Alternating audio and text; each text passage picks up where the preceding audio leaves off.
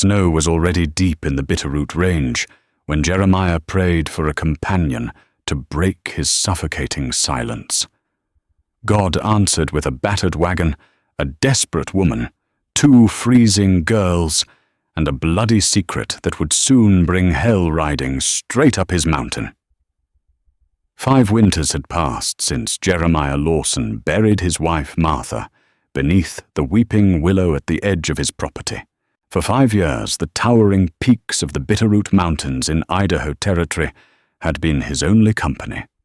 Jeremiah was a man carved from the very granite of the Rockies, broad-shouldered, weather-beaten, with eyes the color of a winter sky and a beard thick enough to stop a northern gale. He made his living trapping timber wolves, hunting elk, and trading furs down in the valley settlements twice a year. It was a brutal, unforgiving existence, but the isolation suited his grief. Yet as the bitter freeze of 1883 approached, a profound, aching loneliness finally broke him. In a moment of vulnerability during the spring thaw, he had paid a clerk in Coeur d'Alene to place a matrimonial advertisement in a St. Louis newspaper. He asked for a woman of strong constitution, willing to endure the hardships of the high country. He had almost forgotten about the foolish endeavor until a telegram reached the trading post in late October, arriving November 3rd. Have 2 dependents, willing to work. Josephine. The sky was a bruised purple, threatening a massive snowfall, when Jeremiah hitched his draft horses, Buster and Goliath, to the heavy buckboard wagon. He descended the treacherous mountain trail toward the stagecoach depot in Wallace. He did not know what to expect, but he certainly did not anticipate the fragile, fiercely guarded woman stepping out of the mud-splattered Concord coach.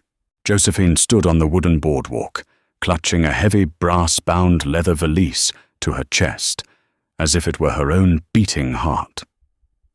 She was a striking woman, perhaps in her early 30s, with raven-dark hair tucked beneath a practical wool bonnet. But it was her face that commanded Jeremiah's attention. Her cheekbones were sharp, her skin pale from exhaustion, and a faint, fading shadow of a bruise stained her left jawline. Her eyes, a piercing storm-glass grey, swept the street with the hypervigilance of a hunted animal. Clinging to her skirts were 2 young girls. The eldest, Sadie, appeared to be around 12, her expression closed off and mature far beyond her years. The youngest, Clementine, was no more than 7, shivering violently in a threadbare coat, her wide blue eyes staring up at the giant mountain man approaching them. "You're Mr. Lawson," Josephine stated. It was not a question. Her voice was surprisingly steady, carrying a refined, educated cadence that belonged in a parlor, not the untamed frontier. "I am Mom," Jeremiah replied, pulling off his Stetson. He looked at the 2 girls, then back to her. The telegram mentioned dependents. It didn't mention children. "If my daughters are a problem, Mr. Lawson, we will take the next coach back east." Josephine countered her chin, lifting defiantly. Despite the tremble in her frozen hands, she held her ground. Jeremiah looked at the threatening sky. The snow was beginning to fall in fat, heavy flakes. If they stayed in town, they would be snowed in for weeks. If he sent them back, they might freeze on the plains. And looking at the fading bruise on Josephine's cheek, he knew they were running from something worse than the cold. "No problem, Mom. But the mountain is unforgiving. We need to ride now if we're to beat the blizzard." Jeremiah loaded their meager belongings into the back of the buckboard. He noticed Josephine refused to surrender the heavy leather valise, insisting on keeping it at her feet. He wrapped the girls in thick buffalo robes, handed Josephine a heated stone wrapped in flannel for her hands, and drove the team up the steep, winding trail. The journey took 6 grueling hours. The wind howled through the pines, whipping snow into a blinding whiteout. Throughout the ride, Jeremiah stole glances at his new family. Josephine never complained. She kept her arms wrapped fiercely around Sadie and Clementine, whispering words of encouragement against the howling wind. There was a profound resilience in her that commanded his immediate respect. When they finally broke through the tree line and arrived at Jeremiah's cabin, a sturdy, well-built structure of interlocking logs with a smoking stone chimney, the girls were half asleep from the cold. Jeremiah carried Clementine inside, while Josephine guided Sadie. The cabin was warm, smelling of pine smoke, dried herbs, and roasted venison. It was a bachelor's home, but meticulously clean. As Josephine stood near the roaring hearth, slowly unbuttoning her coat, she looked around the sturdy walls. For the first time since she stepped off the stagecoach, the rigid tension in her shoulders dropped a fraction of an inch. "It's secluded," she murmured, staring out the frosted window at the endless expanse of darkened, snow-covered pines. "Ain't another soul for 20 miles in any direction," Jeremiah answered, handing her a tin cup of hot chicory coffee. Josephine took the cup, her fingers brushing his calloused hand. She looked up at him, her grey eyes dark with an emotion he couldn't quite place. Good. The first month of their arrangement was an exercise in silent boundaries and slow thawing ice. They were legally married by a circuit judge down in Wallace the day they arrived, but the marriage existed only on paper. Jeremiah gave Josephine and the girls the large bedroom at the back of the cabin, while he took to sleeping on a thick, bearskin rug by the hearth. Life in the high Rockies was brutal, but Josephine attacked the daily chores with a desperate, frantic energy. She chopped firewood, hauled water from the frozen creek, and learned to skin the rabbits Jeremiah brought home. She never complained about the blistered hands or the aching cold. Sadie, the older girl, shadowed Jeremiah, watching his every move with suspicious, calculating eyes.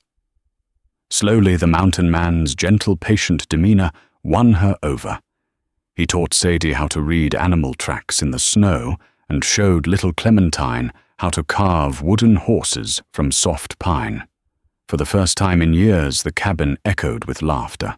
Jeremiah found himself rushing back from his trap lines, eager to see the smoke rising from his chimney, eager to taste the stew Josephine had simmering over the fire. He was falling in love with her. But beneath the domestic peace, a dark undercurrent flowed. Josephine was haunted. Night after night, Jeremiah would wake to the sound of her thrashing in her bed, muffled sobs bleeding through the timber walls. She was terrified of the dark, insisting that the heavy wooden shutters be barred and bolted as soon as the sun dipped behind the peaks. She never let the brass-bound valise out of her sight, keeping it locked beneath her bed. And she was obsessed with the horizon. Every time Jeremiah rode out, he would look back to see her standing on the porch, a brass spyglass pressed to her eye, scanning the valley below for riders. The truth of her past ripped its way to the surface during a ferocious nor'easter in early December.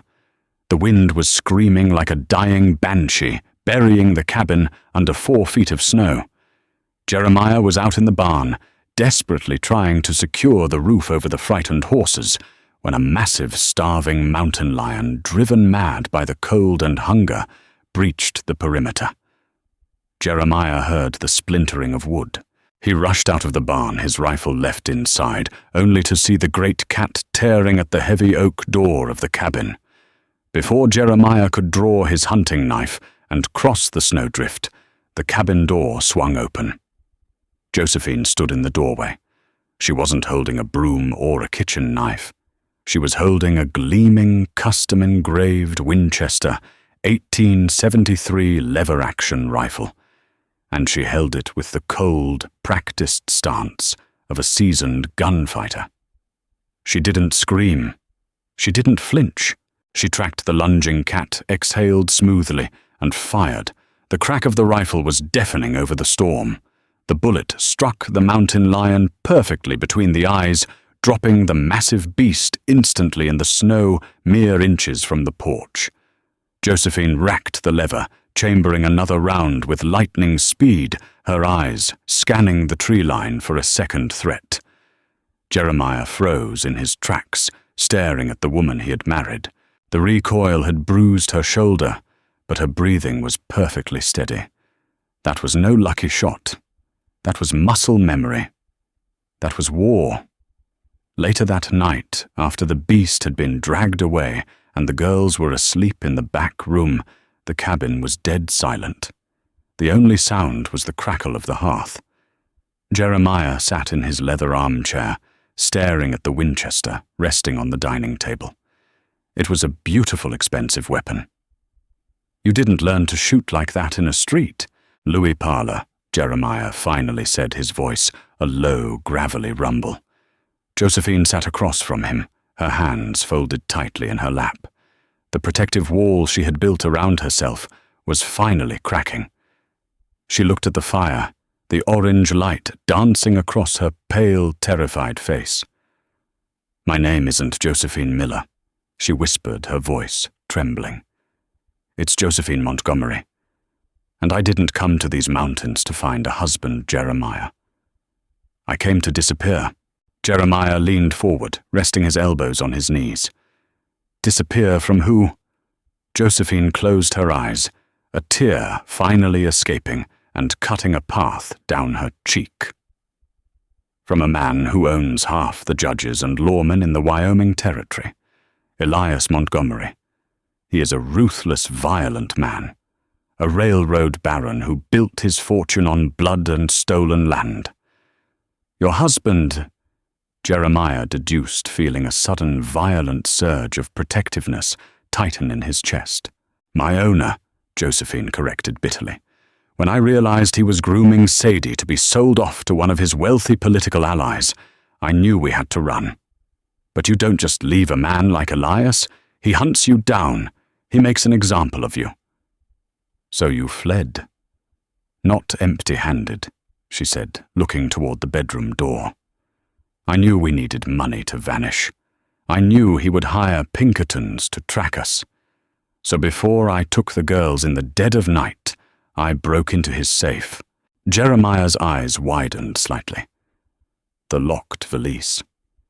Josephine nodded. "I didn't just take his money, Jeremiah. I took his ledgers. Every bribe he's paid to federal marshals, every contract he ordered on rival ranchers. If those books ever reach the governor, Elias will hang." She finally looked up, meeting Jeremiah's steady gaze with desperate, pleading eyes. "He isn't dead, Jeremiah, and he isn't going to stop. I saw a rider down in the valley 3 days ago through the spyglass, a man in a dark duster riding a thoroughbred. They've found my trail. They are coming for the ledgers. They are coming for my girls." Jeremiah looked at the beautiful, terrified woman sitting in his cabin. He thought of the quiet life he had lived for 5 years, the peaceful, haunting silence of the mountain. Then he thought of little Clementine carving wooden horses, and Sadie learning to track in the snow. He stood up slowly, the sheer mass of his frame casting a long shadow across the room. He walked over to the mantel, reaching up to take down his heavy gun belt and his twin Colt peacemakers. "Mr. Lawson," Josephine whispered, her breath catching in her throat. Jeremiah strapped the heavy leather belt around his waist, checking the cylinder of his revolvers. His blue eyes were no longer filled with the sorrow of a grieving widower. They were the eyes of an apex predator defending its territory. "Let them come," Jeremiah said, his voice as cold and hard as the mountain stone. "They're about to learn that there are far worse things in the Bitterroot Mountains than wolves." Dawn broke over the Bitterroot Range, painting the snow-capped peaks in a deceptive, serene shade of rose. But inside the cabin, the atmosphere was pulled tight as a bowstring. Jeremiah had spent the remaining hours of the night transforming his quiet sanctuary into a fortified stronghold. Heavy oak table planks were nailed over the windows, leaving only narrow slats for rifle barrels. The fire was suffocated to a mere smoulder to avoid drawing attention by the smoke leaving the air inside biting cold. Down in the root cellar beneath heavy trapdoors concealed by a braided rug, Sadie and Clementine huddled under a mountain of wool blankets. Josephine sat beside the trapdoor, her jaw set, polishing the brass of her Winchester, 1873. Jeremiah did not wait for the enemy to knock. He was a master of the high country, a man who had survived grizzly bears and hostile winters by always being 3 steps ahead. Before the sun fully crested the ridge, he strapped on his snowshoes and ventured out into the blinding white. He did not go far. Utilizing the lethal tools of his trade, he buried steel-jawed wolf traps beneath the powdery drifts along the only accessible trail leading to the cabin's clearing. He rigged a massive deadfall trap among the chokecherry bushes, suspending a half-ton of felled pine suspended by a tripwire of braided gut. By mid-morning, the valley below was silent. Then the jays stopped singing. Through the narrow slit in the window shutter, Jeremiah spotted them. They were not mere Pinkerton detectives. It was a posse of hired guns, rough-riding mercenaries draped in heavy buffalo dusters. There were 12 men in total, their horses struggling through the chest-high snow. Leading the pack was a man Jeremiah recognized by reputation, alone Josiah Sterling, a notoriously ruthless bounty hunter out of Cheyenne, a man who charged by the body bag. And riding safely in the middle of the formation, bundled in an opulent sable coat that looked absurd against the harsh wilderness, was Elias Montgomery. The railroad baron had come to reclaim his stolen ledgers personally. 12 riders. Jeremiah muttered his voice, a low, gravelly rasp. He slotted his Sharps buffalo rifle through the timber slat. Elias is with them. Josephine's breath hitched a puff of white fog in the freezing cabin. She moved to the adjacent window, resting the barrel of her Winchester on the sill. He won't leave witnesses, Jeremiah. Not you. Not the girls. He can't afford to let those ledgers reach Cheyenne. He has to get through the snow first, Jeremiah replied coldly. Outside, Josiah Sterling signaled the men to dismount at the edge of the tree line. They drew their weapons, spreading out to encircle the cabin. Sterling cupped his hands around his mouth, his voice echoing off the granite cliffs. "Josephine Montgomery," Sterling bellowed, "your husband is a forgiving man. Send out the brass valise and the 2 girls, and he promises you a swift, painless end. Force us to burn this cabin down, and we'll let the wolves feast on what's left of your new family." Inside Josephine's hands trembled not from fear, but from a volcanic, consuming rage. She looked at Jeremiah. The mountain man merely nodded. "Negotiations are over," Jeremiah said. He cocked the hammer of his Sharps rifle, sighted the chest of a mercenary creeping up the left flank, and pulled the trigger. The boom of the heavy buffalo rifle was apocalyptic. The mercenary was thrown backward into a snowdrift. A massive hole punched through his duster. Chaos erupted in the clearing. "Fire, light 'em up!" Sterling screamed, diving behind a massive boulder. A hail of lead tore into the cabin. Bullets splintered the thick pine logs, showering Jeremiah and Josephine in wood chips and dust. Josephine fired back, her Winchester barking rapidly as she pinned down 3 men attempting to rush the porch. Her aim was terrifyingly precise. Another mercenary shrieked as a bullet shattered his collarbone, dropping him into the snow. Suddenly, a metallic snap echoed from the tree line, followed by a blood-curdling scream. One of Elias's men had stepped blindly into Jeremiah's buried wolf trap. The steel jaws crushed his shin bone instantly. Panic began to spread among the city-bred mercenaries. They were expecting a terrified runaway wife and a simple backwoods farmer. They were not prepared for a fortified bunker, defended by a sharpshooter and an apex predator. "Push forward! Burn the roof!" Elias Montgomery shrieked from the safety of the pines, his aristocratic composure shattering. I'm paying you boys to kill them, not hide in the snow." 3 men broke cover carrying torches made of pitch-soaked rags. They charged the blind spot on the cabin's eastern wall. Jeremiah dropped the single-shot sharps, drew his twin Colt peacemakers, and kicked open the heavy oak door. He stepped onto the porch into the blizzard of gunfire, a towering leviathan of vengeance. He fired both revolvers with devastating accuracy. The first man dropped a bullet, catching him in the throat. The second man hurled his torch, but Jeremiah's next shot took him in the kneecap, sending him sprawling into the freezing mud. But the third man managed to hurl his torch onto the dry cedar shakes of the cabin roof. Flames immediately caught licking hungrily at the frost-covered wood. "Jeremiah, the roof!" Josephine screamed, abandoning her window to grab a bucket of drinking water. Before Jeremiah could retreat inside, Josiah Sterling broke from the boulders, his own rifle raised, dead, set on the mountain man's chest. A gunshot rang out, but it didn't come from Sterling's rifle. It came from the ridge above them.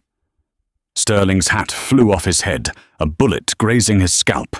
The bounty hunter scrambled backward, looking up in shock. Jeremiah didn't hesitate. He lunged off the porch, tackling Sterling into the deep snow. The 2 men rolled violently down the embankment. Sterling was vicious, drawing a serrated hunting knife and slashing at Jeremiah's face.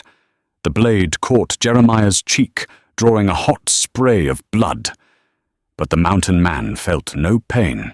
He grabbed Sterling's wrist with a hand as thick as a bear's paw, twisting until the bone snapped with a sickening crunch.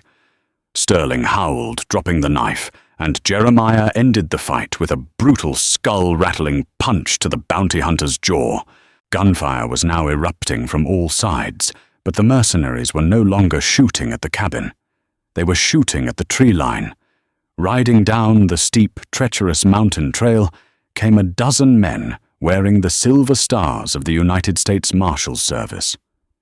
Leading them was U.S. Marshal Thomas Clayton, out of Helena, a stern, iron-jawed lawman who had spent the last year trying to build a case against Elias Montgomery. The twist was one Elias never saw coming. 3 days prior, when Josephine first spotted the rider through her spyglass, Jeremiah hadn't just prepared his traps. He had saddled his fastest horse, rode hard to the trading post at the base of the mountain, and handed a telegram to his old trapping partner, Jebediah Willis. The telegram, addressed directly to Marshal Clayton, detailed the exact location of Elias Montgomery and the promise of the stolen ledgers. Jeremiah had effectively used his own home as bait to trap the railroad baron.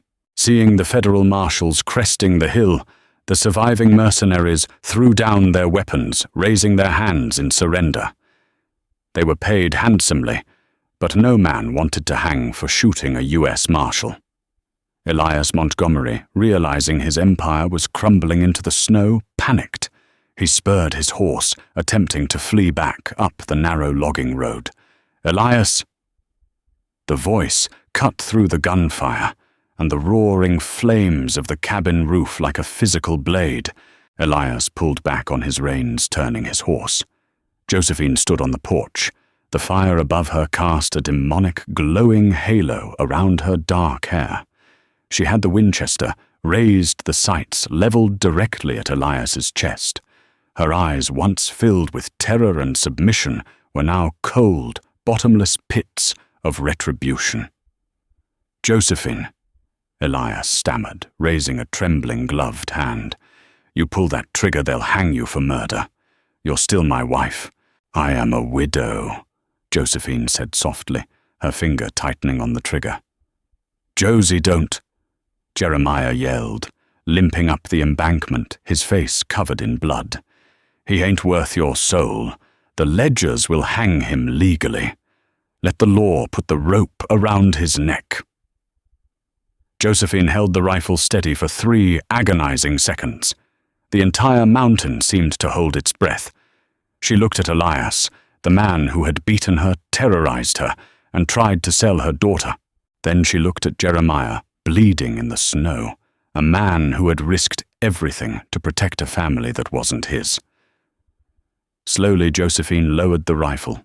Marshal Clayton rode into the clearing, his deputies swarming the remaining mercenaries. Clayton tipped his hat to Josephine, then spurred his horse forward, hauling a sobbing, begging Elias Montgomery out of his saddle and throwing him into the snow. "Elias Montgomery," Clayton announced, pulling a pair of heavy iron shackles from his saddlebag. "You are under arrest for conspiracy murder and federal bribery. I reckon we're going to need those ledgers, ma'am." "They're safe inside, Marshal," Josephine said, her voice finally trembling as the adrenaline crashed. Jeremiah rushed to the porch, ignoring the pain in his leg and the blood on his face. He grabbed the bucket of water Josephine had dropped and hurled it onto the edge of the roof, dousing the spreading flames before they could consume the structural beams. He turned back to find Josephine sinking to her knees on the porch boards, her face buried in her hands, weeping violently. The terror of 5 years was finally pouring out of her. Jeremiah knelt beside her, pulling her into his massive, warm chest. He wrapped his arms around her, pressing his face into her hair. "It's over," Jeremiah whispered, his voice cracking with emotion. "He's gone, Josie. He's gone." The trapdoor inside the cabin slowly creaked open. Sadie peeked out, her eyes wide with fear, followed by little Clementine. Seeing their mother safe in the arms of the giant mountain man, they scrambled out of the cellar and ran onto the porch, burying themselves in the embrace. 2 weeks later, the snow melted enough for Marshal Clayton's men to transport Elias and his mercenaries down to Helena for trial. True to Josephine's word, the brass-bound valise contained enough evidence to dismantle Elias's entire corrupt empire. 3 judges were indicted, a dozen politicians resigned, and Elias Montgomery was sentenced to hang by the neck until dead. As for the cabin in the Bitterroot Mountains, the shattered windows were repaired, and the bullet holes in the logs were patched with fresh pine sap. Spring eventually came to the high country. The weeping willow at the edge of the property bloomed with fresh, vibrant green leaves. Jeremiah no longer stood alone by the gravesite. He stood with Josephine, her hand resting warmly in his, while Sadie and Clementine chased a litter of wolfhound pups through the tall meadow grass. The widowed mountain man had prayed for a companion to break his silence. He had asked for a wife. Instead, the harsh, unforgiving frontier had given him a warrior, 2 daughters, and a love forged in the fires of survival, a true family, bound not by blood, but by the unbreakable strength of the mountains. If you were captivated by this incredible true-to-life tale of frontier justice survival and a love that defied the odds, don't keep it to yourself. Hit that like button, share this story with fellow fans of Western romance and history, and subscribe to our channel for more thrilling historical dramas. Leave a comment below. What would you have done in Josephine's shoes?